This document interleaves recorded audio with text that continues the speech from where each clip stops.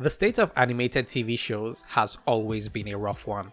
New shows would pop up, garner a following, and then get unceremoniously cancelled, leaving nothing but heartbreak in their wake. No animated TV show is safe from random cancellations. It's something we as fans unfortunately need to come to terms with. One such show, which was on Cartoon Network, go figure, was this gem, Mao Mao, Heroes of Pure Hearts. If you haven't heard of this show, I wouldn't blame you. A lot of these come out with little fanfare, get aired at somewhere time slots, and fizzle out before you realize it. Mao Mao Heroes of Pure Heart follows Mao Mao, an intense, action-filled adventurer who spends his days adventuring, getting into fights, and finding treasure. He lives for that stuff. That is, until one day when he and his partner, the cybernetic Badgerclops, while hunting sky pirates, get into a scuffle and crash into a massive gem.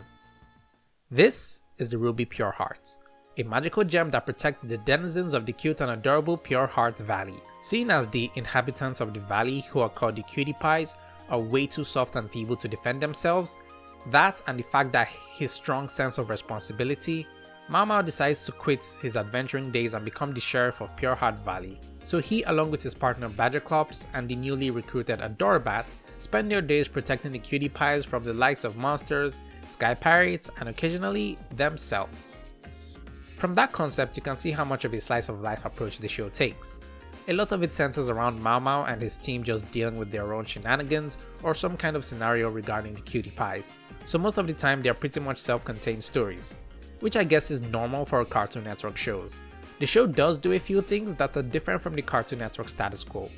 For one, it's got a lot more emphasis on action, while still holding that low-stakes slice of life feeling to it. Our main characters frequently get into a lot of fights, either with some random monster of the week or the ever-recurring sky pirates who are after the Ruby Pure Heart. And these fights get pretty fun to watch. They're stylish, snappy, and well animated to boot.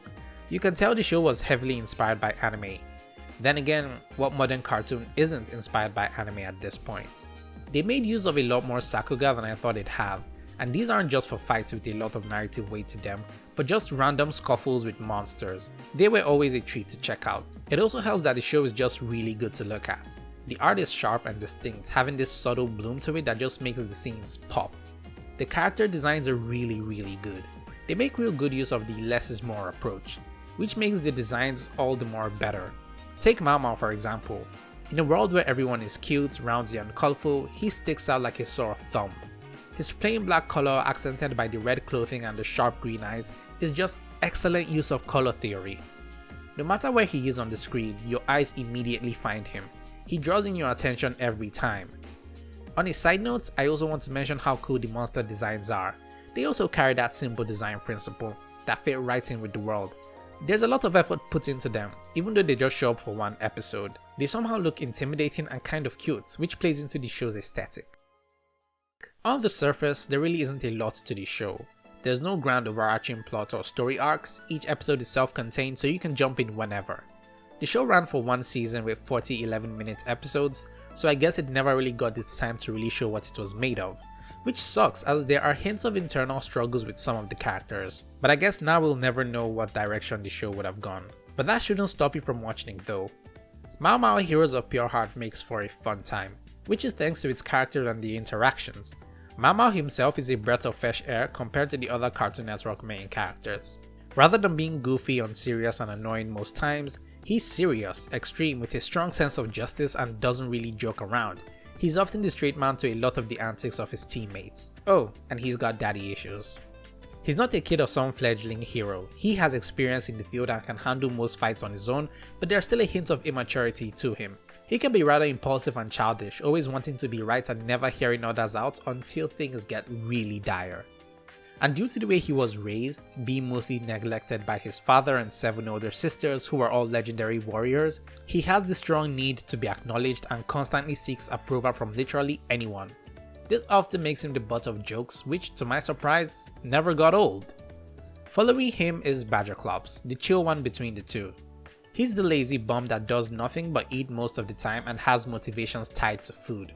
Despite the very surfer bro energy he carries around, he's got a lot of emotional maturity to him, often being the voice of reason to Mao Mao and Adorabat. Even though he's the big oaf that eats a lot, he's rarely ever the butt of jokes or mean-spirited humor for no reason, which I think is really cool. And then there's Adorabat. She's the 5-year-old apprentice to Do. She's tiny, gullible, and also adorable. Despite her cute looks, she tends to bring a lot of chaotic energy to the show, often being extreme with her emotions, overreacting to all the stuff around her. She's also kind of unhinged, always ready to choose violence whenever the option comes up. Not only is she learning from Mao Mao and Badger Cops, but she also teaches them some things too, and can be pretty mature in some cases.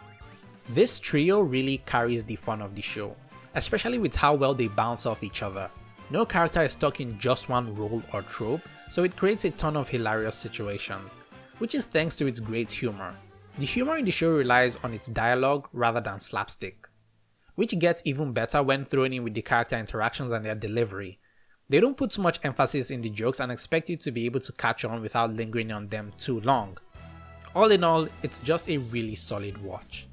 It's a shame we'll never get to see the full potential the show had to offer, as just as it was renewed for a second season, it randomly got cancelled while in the middle of production of said second season.